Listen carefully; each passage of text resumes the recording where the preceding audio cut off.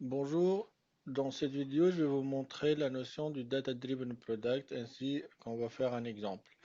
Donc, pour pouvoir en faire, on va utiliser plusieurs technologies. Donc, on va utiliser OpenAI, on va utiliser TensorFlow pour le deep learning, Tesseract pour l'extraction de caractères, donc dans notre cas, ça serait du texte, et Streamlit comme étant une technologie qui va faire du back-end et du front-end pour pouvoir exposer notre rendu. Mis à part ça, on va utiliser YOLO dans la version V7 pour tout ce qui est détection des objets. Donc, notre cas d'application sera le suivant. Donc, voici à ce qu'on va vouloir aboutir. Donc, on va donner une URL. Donc, par exemple, je rentre sur Le Figaro. Je vais prendre n'importe quel article. Admettons, je vais prendre cet article-là.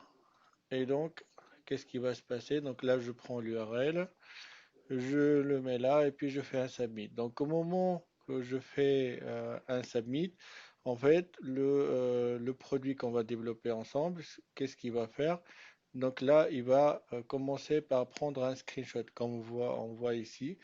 Il prend un screenshot de la page web. Après, il va passer du PyTorch dessus, donc à travers YOLO V7. Et puis, il va détecter l'article. Donc, si on revient ici, on va retrouver maintenant que, il a bien détecté l'article avec une précision de 91%. Donc, en regardant sur la page, on voit très bien que voilà, il y a pas mal du bruit, des publicités, des choses comme ça, qu'on a pu les enlever quoi, avec cette méthode. Mais il n'y a pas que ça. On va utiliser maintenant OpenAI. Voilà, donc OpenAI, il nous répond par un ensemble des informations.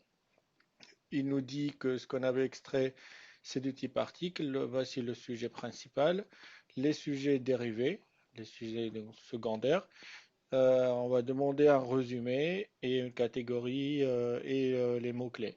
Aussi, on va demander des informations liées à cet article-là, donc liées au site web. Donc ici, il voit que l'article, il se situe dans le Figaro et là, on a des informations sur le Figaro. Donc ceci, c'est un exemple, mais j'aurais pu prendre d'autres articles pour le coup.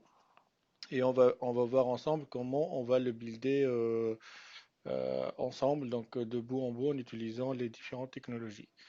Donc voilà, merci beaucoup de m'avoir suivi, à la prochaine.